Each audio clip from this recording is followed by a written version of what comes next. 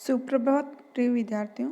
हमने पिछले वीडियो में मारवाड़ के प्रतापी शासक राव जोधा के बारे में अध्ययन किया। राव जोधा के बाद मारवाड़ का जो अगला प्रतापी शासक हुआ वो था राव मालदेव।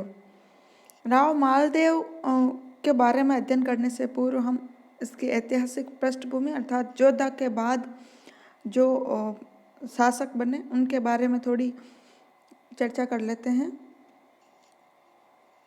राव सातल 1489 से 1492 ईस्वी। 1489 में जब राव जोधा की मृत्यु हो गई तो उसके बाद राव सातल जो कि जोधा का पुत्र था वो उत्तराधिकारी बना। राव सातल ने अपने ससुर देवीदास जो जैसलमेर का देवीदास था, राव सातल का ससुर, उससे कुंदल का प्रांत प्राप्त कर राज्य में वृद्धि की। पोखरण के निकट एक गढ़ का निर्माण भी करवाया और उसके पास एक नगर सातलमेर बसाया। 1490 ईस्वी में अजमेर के हाकिम मल्लू खां ने राव सातल के भाई वर सिंह को अजमेर आमंत्रित कर छल से बंदी बना लिया। इसकी जब सूचना राव सातल को मिली तो राव सातल ने दूधा और बीका को साथ लेकर अजमेर पर चढ़ाई कर दी। अपने नगर को बचाने उस क्षण तो मल्लू खान ने वर सिंह को छोड़ दिया, किंतु बड़ी तैयारी के साथ मेड़ता पर आक्रमण कर लूट मार कर जोधपुर की ओर आगे बढ़ा। राव सातल शत्रु से मुकाबला करने हेतु रवाना हुआ। पिपाड़ के पास दोनों में भीषण युद्ध हुआ, जिसमें राव सातल को उचित समय पर दूधा की सहायता भी उपलब्ध हो गई। अतः मल्लू खां को मैदान छोड़कर भागना पड़ा, परंतु युद्ध में घायल होने से 13 मार्च 1492 ईस्वी को राव सातल की भी मृत्यु हो गई। इनकी मृत्यु कौसाना में हुई, जहां तालाब के निकट छतरी बनी हुई है। मारवाड़ के प्रसिद्ध गुड़ला उत्सव की शुरुआत सातल की मल्लू खां पर विजय के उपलक्ष्य में हुई थी। सातल की पत्नी फुल्ला बटियाणी ने जोधपुर में फुल्लेलाव तालाब का निर्माण करवाया। नेक्स्ट है राव सुजा 1492 से 1515 ईस्वी। सातल की मृत्यु के बाद उसका छोटा भाई सुजा मारवाड़ का स्वामी बना। बाड़मेर, कोटड़ा, जैतारण को जीतकर राव सुजा ने अपने राज्य में मिलाया। इसके समय वीरम ने मेड़ता को स्वतंत्र बना लिया। पोखरण, बाड़मेर के सामंत भी उसका विरोध करते रहे। राव बीका ने राज्य की पूजनीक चीज़ें जैसे राव जोधा की ढाल तलवार, चंवर, छत्र, सांकला हड़बू की दी हुई ढाल तलवार, कटार, हिरण्यगर्भ लक्ष्मी नारायण की मूर्ति, 18 हाथों वाली नागेण जी की मूर्ति, करंड, भंवर ढोल, वेरीसाल नगारा, दल सिंगाड़ा घोड़ा और भुंजाई की देग राव सुजा से लेने के लिए जोधपुर पर चढ़ाई की थी। राव सुजा के समय राव बीका ने 3 सितंबर 1514 को राव सुजा के ज्येष्ठ पुत्र एवं उत्तराधिकारी राजकुमार बादा की मृत्यु हो गई। इससे राव सुजा को भी गहरा आघात लगा और 2 अक्टूबर 1515 ईस्वी को 76 वर्ष की आयु में राव सुजा की भी मृत्यु हो गई। उस समय राव सुजा का जोधपुर, फड़ौदी, पोखरण, सोजत और जैतारण के परगणों पर अधिकार था। अगले शासक बने राव गांगा, जिनका कार्यकाल 1515 से 1532 ईस्वी तक रहा। सुजा के स्वर्गीय ज्येष्ठ पुत्र बांगा का दूसरा पुत्र अर्थात गांगा अर्थात सुजा का पौत्र गांगा 8 नवंबर 1515 को सिंहासन पर बैठा। सांगा और मेवाड़ के महाराणा गांगा के बीच अच्छे संबंध थे। ईडर के उत्तराधिकार युद्ध में जब महाराणा सांगा ने रायमल को गद्दी दिलाने का प्रयत्न किया, तब राव गांगा ने भी अपने 7000 सैनिकों के साथ सांगा की सहायता की थी। खानवा के युद्ध में राव गांगा ने बाबर के विरुद्ध सांगा को सहायतार्थ 4000 सैनिक भेजे थे। मालदेव के नेतृत्व में राव गांगा ने अपने पुत्र मालदेव के नेतृत्व में 4000 सैनिक महाराणा सांगा की सहायतार्थ खानवा के युद्ध में भी भेजे थे। जालौर पर मुस्लिम सत्ता का अधिकार था। राव गंगा के समय सिकंदर खां और गजनी खां के बीच उत्तराधिकार युद्ध चल रहा था। राव गंगा ने अवसर देखकर जालौर पहुंचकर आक्रमण किया, अर्थात जालौर पहुंच गए राव गंगा, परंतु सिकंदर खान ने सैनिक व्यय देकर राजपूतों की फौजें वापस लौटा दी। मारवाड़ में दूसरी मुस्लिम शक्ति का केंद्र था नागौर। यहाँ के शासक खानजादा दौलत खां से सहायता प्राप्त कर राव गंगा के चाचा शेख खां, जो कि बांका का छोटा भाई था, 1529 में जोधपुर पर चढ़ाई कर दी। अर्थात गंगा का जो चाचा था शेख खां, उन्होंने नागौर के शासक की सहायता प्राप्त कर जोधपुर पर चढ़ाई कर दी। राव गंगा ने बीकानेर नरेश राव जैत सिंह की सहायता से शेख खां और दौलत खां की सम्मिलित सेना को सेवकी गांव के युद्ध में परास्त किया। दौलत खां भाग खड़ा हुआ और जो शेख खां था वो युद्ध स्थल पर ही मारा गया। राव गंगा ने अब मेड़ता के वीरम से निपटने का निश्चय किया। वीरम द्वारा राव गंगा की आज्ञाओं की निरंतर अवहेलना की जा रही थी। शेख खां के साथ हुए युद्ध में राव गंगा ने वीरम को युद्ध में शामिल होने के लिए बुलाया था, पर वीरम देव द्वारा आदेश की पालना नहीं की गई। सेवकी गांव के युद्ध में पराजित होकर जब दौलत खां नागौर की तरफ भागा, तब उसका एक जो हाथी था दौलत खां का, वो मेड़ता पहुंच गया। राव गंगा ने उस हाथी को सौंपने हेतु वीरम को आदेश दिया, परंतु वीरम ने हाथी नहीं दिया। कुछ समय बाद जब राव गंगा और मालदेव मेड़ता की ओर गए तो वीरम ने आतिथ्य करना चाहा, मेहमानबाजी करनी चाहिए, परंतु कुंवर मालदेव ने हाथी लेने के बाद आतिथ्य स्वीकार करने पर बल दिया। जब राव गंगा और कुंवर मालदेव जोधपुर लौट गए तो उसके बाद वीरम ने पीछे से हाथी भेजा, परंतु जब हाथी जो था वो जोधपुर आ रहा था, मार्ग में ही हाथी की मृत्यु हो गई। इससे मारवाड़ और मेड़ता की जो शत्रुता है वो बढ़ती गई। सोजत के जागीरदार वीरम और राव गंगा के भी झगड़े चलते थे। उसे शक्तिहीन बनाने उसकी जागीर के कई गांव छीनकर मारवाड़ की चौकियां बिठा दी। मौका पाकर वीरम ने चौकीदारों को मार भगाया। इस पर राव गंगा ने दंड देने हेतु सोजत पर चढ़ाई की, जिसमें वीरम का कर्मचारी मुत्ता रायमल मारा गया और सोजत पर राव गंगा का अधिकार स्थापित हो गया। वीरम के निर्वाह हेतु कुछ गांव उसको दे दिए गए।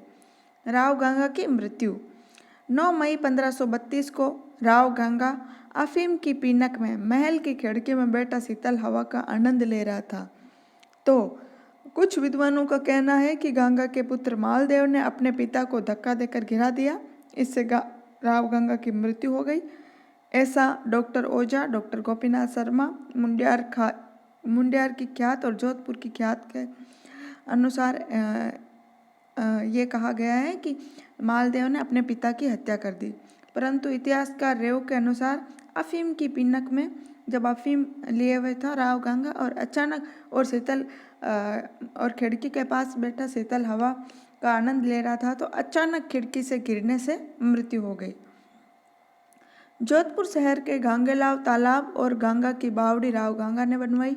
उसके समय सिरोही से लाई हुई श्याम जी की मूर्ति राव गंगा के नाम से गंग श्याम के नाम से प्रसिद्ध हुई।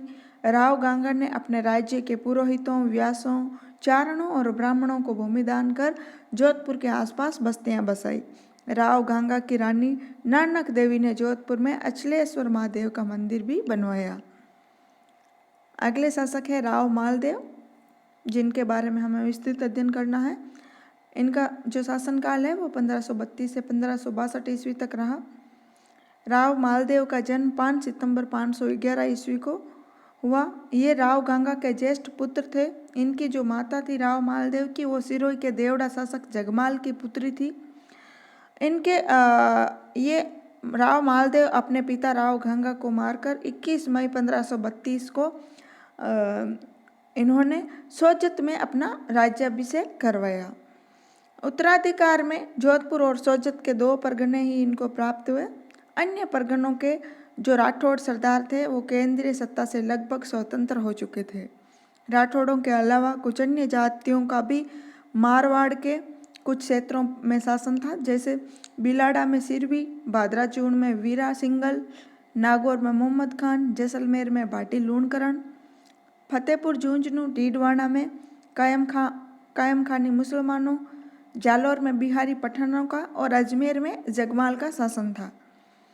दिल्ली पर इस दौरान मुगल बादशाह हुमायूं का शासन था। जब मालदेव शासक बना तो दिल्ली पर मुगल बादशाह हुमायूं का शासन था। जैसलमेर के राव लूणकरण की पुत्री उमादे का विवाह 1536 ईस्वी में राव मालदेव के साथ कर दिया गया, परंतु विवाह के उपरांत पहली ही रात राव मालदेव और उमादे में अनबन हो गई और उसी पहले ही रात जो उमादे थी वो अपने पति से रूठ गई और आजीवन रूठी रही, जो इतिहास में रूठी रानी के नाम से प्रसिद्ध है। महत्वपूर्ण है विद्यार्थियों, कंपटीशन एग्जाम्स में पूछा जाता है कि रूठी रानी किसे कहा जाता है, तो रूठी रानी उमादे को कहा जाता है, जो राव मालदेव की पत्नी थी और जैसलमेर के राव लूणकरण की पुत्री थी। रानी ने इसके बाद अपना संपूर्ण समय तारागढ़ दुर्ग में व्यतीत किया। वहीं डॉक्टर गोपीनाथ शर्मा ने इस रानी के रूठने का कारण अन्य बताया है कि किसी कारणवश जो राव लूणकरण थे जैसलमेर के, उन्होंने मालदेव को मारने का इरादा किया तो लूणकरण की रानी को मालूम हो गया। रानी ने इसकी सूचना मालदेव को पुरोहित राघवदेव के द्वारा भिजवा दी। संभवतः इसी से अप्रसन्न होकर मालदेव रावल की पुत्री उमादे से अप्रसन्न हो गए और वे भी राव मालदेव से रूठ गई। तभी से वे राव से नाराज ही रही और वो जो रूठी रानी थी उमादे, उनको अजमेर के गढ़ में रखा गया। जब शेरशाह का आक्रमण अजमेर पर होने की आशंका हुई तो रानी को जोधपुर बुलाने का प्रयत्न किया। वह पहले तो आपत्तिकाल में वहां से हटना कर्तव्य के विरुद्ध समझती थी, परंतु जब ईश्वरदास ने उसको समझाया बुझाया तो रानी जोधपुर जाने को राजी हो गई। पर अन्य रानियों ने जब ये देखा कि कहीं उमादे मालदेव की कृपा पात्र न बन जाए तो उन्होंने आशा नामक बारट को जोधपुर आने में बाधा उपस्थित करने भेजा। फिर जो आशा बारट था उसने रानी को एक दोहा पढ़कर सुनाया। दोहे को सुनते ही मानवती उमादे ने जोधपुर आने से इनकार कर दिया और उसने उस गढ़ के पास के स्थान कौसाने में अपना पड़ाव डाला। फिर यहाँ से रानी घुरोज चली गई और अपने दत्तक पुत्र राम के साथ रहने लगी। जब मालदेव का देहांत हुआ तब वह सती हुई। राज्य विस्तार के प्रारंभिक प्रयास। 1533 में फड़ौदी के भाटी राजपूतों को पराजित कर फड़ौदी को अपने राज्य में राव मालदेव ने सम्मिलित कर लिया। 1535 में नागौर के शासक दौलत खां को पराजित कर, क्योंकि दौलत खां ने मेड़ता लेने का प्रयत्न किया था, तो दौलत खां को पराजित कर नागौर पर अधिकार किया। परंतु नागौर के खान ने कुछ दिनों बाद मालदेव के सैनिकों को खदेड़कर नागौर पर पुनः अधिकार कर लिया। 2 वर्ष लंबे संघर्ष के बाद नागौर पर मालदेव का पुनः अधिकार स्थापित हो गया और वीरम मांगलियोत को नागौर का हाकिम नियुक्त कर दिया। 1536 में राव मालदेव ने बिलाड़ा पर आक्रमण कर शेरवियों को अधीनता स्वीकार करने हेतु विवश किया। सिवाना पर अधिकार का कारण। नागौर अभियान के समय मालदेव ने सिवाना के शासक डूंगर सिंह को सहायता के लिए आने को लिखा, पर डूंगर सिंह द्वारा मालदेव की आज्ञा की अवहेलना की गई। 1538 ईस्वी में मालदेव ने सिवाना पर अधिकार हेतु सेना भेजी, जो असफल रही। इसके बाद स्वयं मालदेव ने सिवाना पहुंचकर किले को घेरा। डूंगर सिंह ने पहले तो मालदेव का सामना किया, परंतु रसद की कमी होने से डूंगर सिंह किला छोड़ भागा। सिवाना पर मालदेव का अधिकार 20 जून 1538 को स्थापित हो गया। मांगलिया देवा भादावत सिवाना का किलेदार नियुक्त हुआ। भादराजून और रायपुर पर अधिकार। 1539 में मालदेव ने भादराजून के सिंगल स्वामी वीरा पर आक्रमण किया। मेड़ता के वीरमदेव ने भी मालदेव का इसमें साथ दिया। कई दिनों के युद्ध के बाद वीरा मारा गया और मालदेव का भादराजून पर अधिकार स्थापित हो गया। भादराजून की जो जागीर थी वो मालदेव ने अपने पुत्र रतन सिंह को दे दी।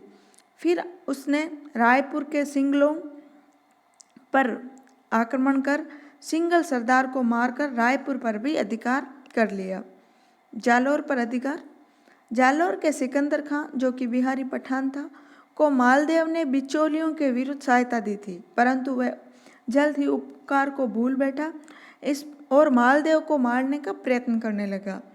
जब मालदेव को इस बात की सूचना मिली तो 1540 में मालदेव ने जालौर पर आक्रमण कर सिकंदर खां को कैद कर लिया और कैद में ही सिकंदर खां की मृत्यु हो गई। अन्य बिहारी पठानों को जालौर से खदेड़कर जालौर को जोधपुर राज्य में सम्मिलित कर लिया गया। मेवाड़ के कुछ क्षेत्रों पर अधिकार। बनवीर के शासनकाल में मेवाड़ में व्याप्त बनवीर ने 1534 से 1537 तक मेवाड़ की राजगद्दी पर अधिकार स्थापित कर लिया था। तो इस समय मेवाड़ में जो अव्यवस्था व्याप्त थी उसका लाभ उठाकर मेवाड़ के कुछ क्षेत्रों जैसे बदनौर, कोसीथल, बिसलपुर, मदारिया, नाडोल और जहाजपुर पर मालदेव ने अधिकार कर लिया। नैनसिरी ख्यात, जोधपुर राज्य ख्यात और वीर विनोद के अनुसार बनवीर के विरुद्ध मालदेव ने उदय सिंह को सहायता दी थी, फलतः उदय सिंह मेवाड़ का सिंहासन प्राप्त करने में सफल रहा। अर्थात उदय सिंह को मेवाड़ का सिंहासन दिलाने में राव मालदेव ने बनवीर के विरुद्ध उदय सिंह को सहायता दी थी, ऐसा ख्यातों में लिखा है। मालदेव और उदय सिंह के बीच वैमन से जाला सज्जा का पुत्र जैत सिंह उदयपुर की जागीर को छोड़कर मारवाड़ में चला गया, जहाँ मालदेव ने उसको खेरवा का पट्टा दिया। इस पर जैत्र सिंह ने अपनी पुत्री स्वरूप देवी का विवाह मालदेव के साथ कर दिया। एक दिन कभी जब राव मालदेव खेरवा गया तो उसने स्वरूप देवी की छोटी बहन को देखा और उसने अपने ससुर से उसके साथ भी विवाह करने की इच्छा प्रकट की। जैत सिंह को यह ठीक नहीं लगा और उसने अपनी जो छोटी पुत्री थी उसका विवाह महाराणा उदय सिंह से कर दिया। इससे राव मालदेव नाराज हो गए और उन्होंने कुंभलगढ़ पर आक्रमण कर दिया, परंतु उनका यह आक्रमण असफल रहा।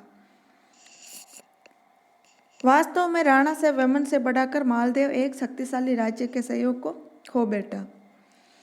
मेड़ता पर अधिकार।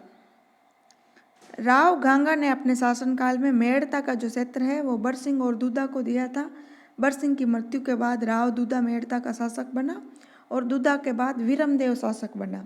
राव गांगा के शासनकाल में जो दौलत खां का एक हाथी मेड़ता पहुंच गया था, उस हाथी को लेकर राजकुमार मालदेव और वीरमदेव में वैमन से था। सिंहासन पर बैठने के बाद राव मालदेव ने वीरमदेव को नष्ट करने का निश्चय किया, परंतु वीरमदेव ने मालदेव की सेवा में आना स्वीकार कर दिया, अर्थात वो वीरमदेव मालदेव की सेवा में उपस्थित हो गया। और जब वीरमदेव मालदेव की सेवा में जोधपुर में था तो मालदेव ने नागौर के खान और पंवारों और बरसिंह के पुत्रों को मेड़ता पर आक्रमण करने हेतु भड़काया। इस पर उनके द्वारा मेड़ता पर आक्रमण किया गया। जब इसकी सूचना वीरमदेव को मिली तो वीरमदेव जोधपुर से मेड़ता पहुंचा और उसने आक्रमणकारियों को मार भगाया।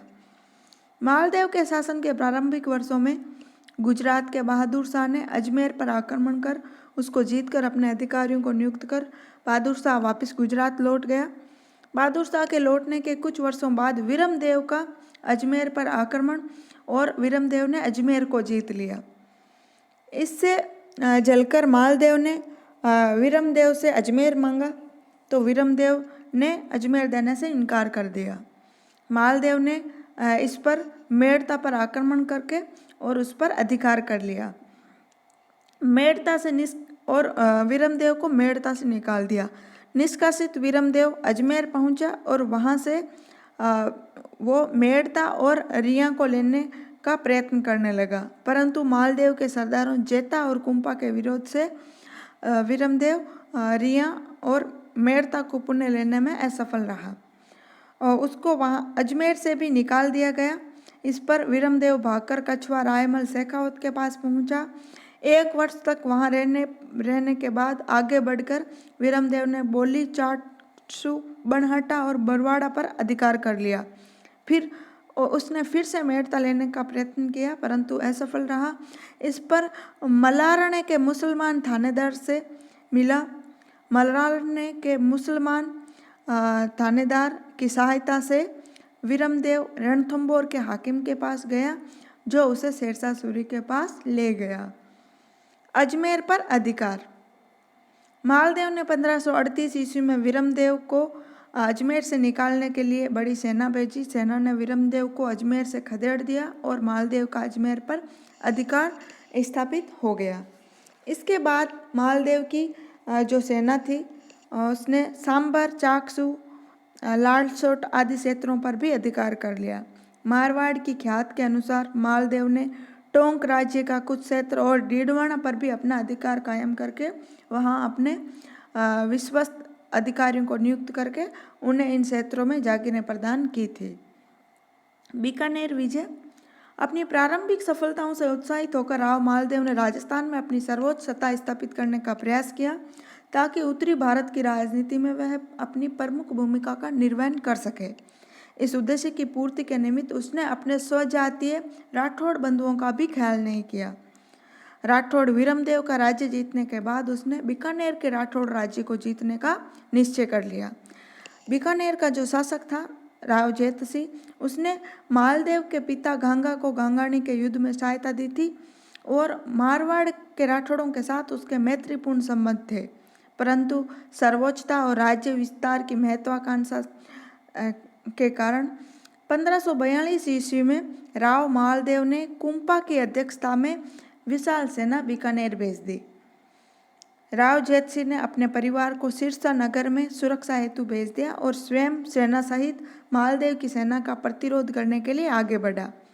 बीकानेर राज्य में साहेबा अथवा सुवा या साहुय नामक स्थान पर दोनों पक्षों के मध्य युद्ध हुआ, जिसमें राव जेतसिंह वीरगति को प्राप्त हुए। 3 दिन बाद मालदेव की सेना ने बीकानेर का किला भी जीत लिया। इस आक्रमण से बचने के लिए जेतसिंह ने शेरशाह की सहायता मांगी थी, जो समय पर उसको नहीं मिल सकी। बीकानेर विजय का जो संपूर्ण श्रेय है वो कुंपा को था। अतः मालदेव ने प्रसन्न होकर कुंपा को डीडवाना और झुंझुनू की जागीर के साथ बीकानेर के प्रबंध का काम भी सुपुर्द कर दिया। मालदेव का चरमोत्कर्ष। 1542 ईस्वी तक मालदेव की जो शक्ति थी वो अपने चरम पर थी। उसके राज्य की सीमाएं उत्तर में बीकानेर एवं हिसार, पूर्व में बयाना एवं धौलपुर, पश्चिम में भाटियों के राज्य और दक्षिण में मेवाड़ की सीमा तक विस्तृत थी। इतना बड़ा राज्य इससे पहले किसी भी राठौड़ शासक ने स्थापित नहीं किया और उसके बाद भी किसी राठौड़ को इतने बड़े विशाल भूभाग का स्वामी बनने का गौरव प्राप्त नहीं हुआ। परंतु मालदेव ने अपनी विजयों से भूलकर कुछ गलत काम भी शुरू कर दिए, जैसे जैसलमेर, मेवाड़ और बीकानेर से शत्रुता बढ़ाकर उसने अपने सहयोगियों की संख्या कम कर दी। वीरम और जेतसिंह का जो पुत्र था कल्याण, वो मेड़ता और बीकानेर को कर्म से अपने हाथ से निकलना सहन नहीं कर सके और वे किसी प्रकार शेरशाह के दरबार में पहुंच गए और उसकी सहायता से अपने पैतृक राज्य को पुनः अपने अधिकार में करने हेतु प्रयत्नशील हो गए। परंतु अंत में शेरशाह के लिए इनकी राजपूतों की आपसी फूट ने मारवाड़ की राजनीति और जनजीवन में विपैक्ष उत्पन्न करने का अवसर प्रदान कर दिया। ये वीडियो यहीं समाप्त करते हैं। धन्यवाद।